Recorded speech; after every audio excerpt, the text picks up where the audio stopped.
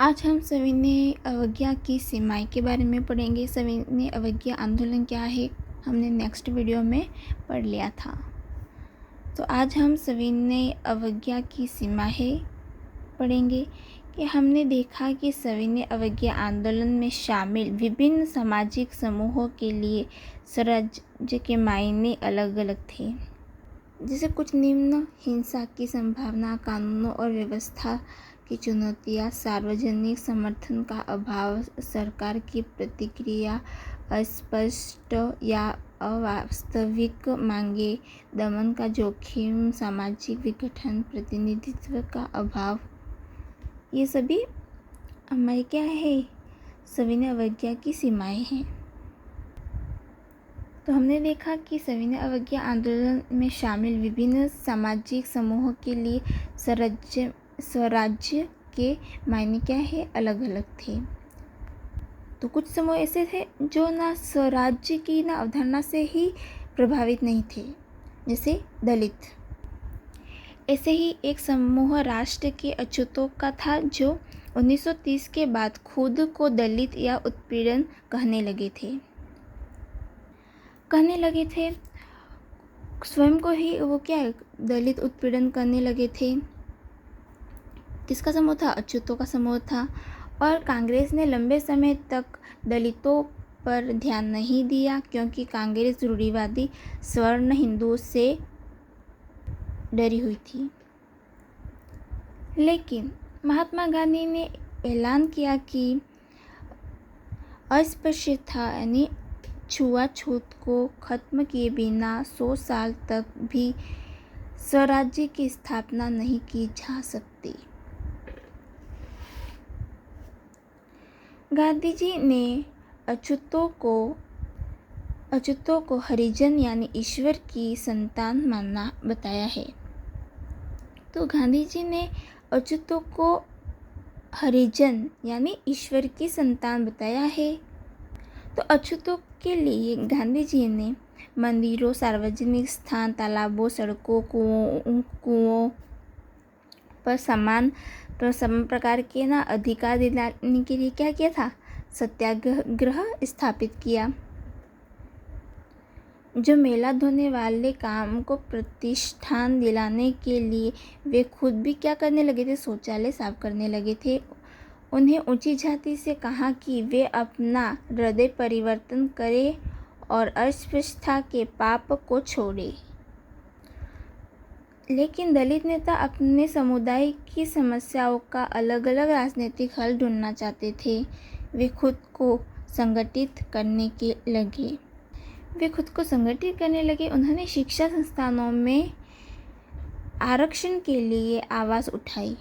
तो उन्होंने क्या किया? उन्होंने शिक्षा संस्थानों में आरक्षण के लिए आवाज़ उठाई और अलग अलग निर्वाचन क्षेत्रों की मांग की जहां से केवल दलित ही विद्यार्थी परिषदों में चुनकर जा सके। उनका मानना था कि उनकी सामाजिक अपंगता केवल राजनीतिक और सशक्तिकरण से ही दूर हो सकती है। इसलिए सविनय अवज्ञा आंदोलन में दलितों की हिस्सेदारी काफ़ी सीमित थी। डॉक्टर आम्बेडकर साहब क्या कहते हैं? डॉक्टर आम्बेडकर ने 1930 में दलितों को दमित वर्ग एसोसिएशन, डिफरेंस्ड क्लासेस एसोसिएशन में संगठित किया। कब? डॉक्टर आम्बेडकर ने 1930 में दलितों को दमित वर्ग या एसोसिएशन, डिफरेंट क्लास एसोसिएशन में संगठित किया। दूसरे गोलमेज सम्मेलन में जब ब्रिटिश सरकार ने दलितों के लिए अलग निर्वाचन क्षेत्र की आम्बेडकर की मांग मान ली तो गांधी जी आमरण अनशन पर बैठ गए और गांधी जी का मानना था कि इससे समाज के एकीकरण की प्रक्रिया धीमी पड़ जाएगी। आखिरकार आम्बेडकर ने गांधी जी की राय मान ली और सितंबर 1932 में पूना पैक्ट पर हस्ताक्षर कर दिए। तो आखिरकार आम्बेडकर ने गांधी जी की राय मानकर कब हस्ताक्षर किए? सितंबर 1932 में। कब? पूना पैक्ट पर हस्ताक्षर किए। कहाँ पे हस्ताक्षर किए? तो पूना पैक्ट पर। कब? तो सितंबर 1932। इस पूना पैक्ट से दलितों को प्रांतीय एवं केंद्रीय विद्यार्थी परिषदों में आरक्षित सीटें मिल गई। फिर भी दलित आंदोलन कांग्रेस के नेतृत्व में चल रहे राष्ट्रीय आंदोलन को शंका की दृष्टि से ही देखा गया। मुस्लिम वर्ग असहयोग खिलाफत आंदोलन से अशांत पड़ जाने के बाद मुसलमानों का एक बहुत बड़ा तबका कांग्रेस से कटा हुआ महसूस करने लगा था। 1920 के दशक के मध्य से कांग्रेस तथा हिंदू महासभा काफ़ी करीब दिखने लगी थी। जैसे जैसे हिंदू मुसलमानों के बीच संबंध खराब होते गए वैसे वैसे दोनों समुदाय उग्र और धार्मिक जुलूस निकालने लगे, जिससे सांप्रदायिक दंगे हुए तथा दोनों समुदायों के बीच फासला बढ़ गया। तो 1920 के दशक के बाद मध्य से कांग्रेस तथा हिंदू महासभा काफ़ी करीब दिखने लगी थी। लेकिन जैसे जैसे हिंदू और मुसलमानों के बीच क्या हुआ गई संबंध जैसे खराब हुए वैसे वैसे ही समुदाय उग्र और धार्मिक जुलूस निकालने लगे, जिससे सांप्रदायिक दंगे हुए तथा दोनों समुदाय के बीच फासला और बढ़ गया।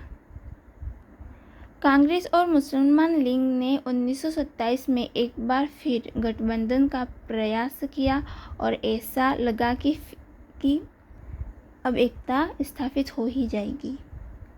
तो 1927 में क्या मुस्लिम लीग और कांग्रेस के मध्य क्या है 1927 में एक बार क्या फिर गठबंधन का प्रयास किया गया और ऐसा अनुमान लगा कि अब एकता स्थायित्व हो ही जाएगी। सबसे महत्वपूर्ण मतभेद प्रतिनिधित्व के सवाल पर थे। मुस्लिम लीग के मोहम्मद अली जिन्ना का कहना था कि मुस्लिमों को केंद्रीय सभा में आरक्षित सीटें दी जाए तथा मुस्लिम बहुल प्रांत बंगाल और पंजाब में आबादी के अनुपात में प्रतिनिधित्व दिया जाए। यह बहस चल ही रही थी कि 1928 में आयोजित सर्वदलीय सम्मेलन में हिंदू महासभा के M.R. जयशंकर ने इस समझौते के लिए किए जा रहे प्रयासों की खुलेआम निंदा कर दी। इससे मुद्दे और समाधान की सारी संभावनाएं समाप्त कर दी गई। जब सविनय अवज्ञा आंदोलन शुरू हुआ उस समय दोनों समुदाय के बीच संदेह और अविश्वास का माहौल बना हुआ था।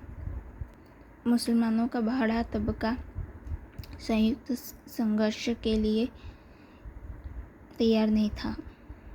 तो बेटा बहुत सारे तो मुस्लिम नेता भारत में अल्पसंख्यकों के रूप में मुसलमानों की हैसियत को लेकर भी चिंता जताने लगे थे और 1930 में मुस्लिम लीग के अध्यक्ष सर मोहम्मद इकबाल ने मुसलमानों के लिए अल्पसंख्यक हितों के लिए पृथक निर्वाचिका की ज़रूरत पर एक बार फिर जोर दिया।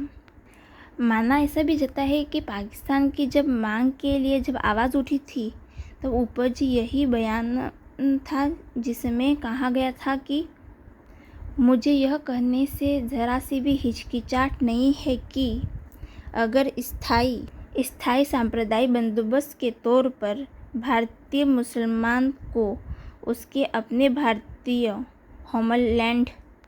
भारतीय होमलैंड में अपनी संस्कृति और परंपरा के अनुसार पूर्ण एवं स्वतंत्र विकास का अधिकार दिया जाए तो वह भारत की स्वतंत्रता के लिए अपना सब कुछ न्यौछावर करने के लिए तैयार हो जाएगा।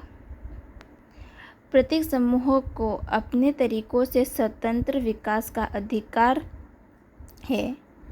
यह सिद्धांत किसी संकुचित संप्रदाय की भावना से नहीं उपजा है जो समुदाय अन्य समुदाय के प्रति दुर्भावना रखता है, वह नीच और अधम है।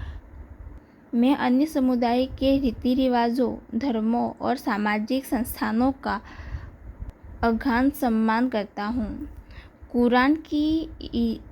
कुरान की हिदायतों के अनुसार यह मेरा दायित्व है कि अगर ज़रूरत हो तो मैं उनके उपासक स्थलों की भी रक्षा करूँगा।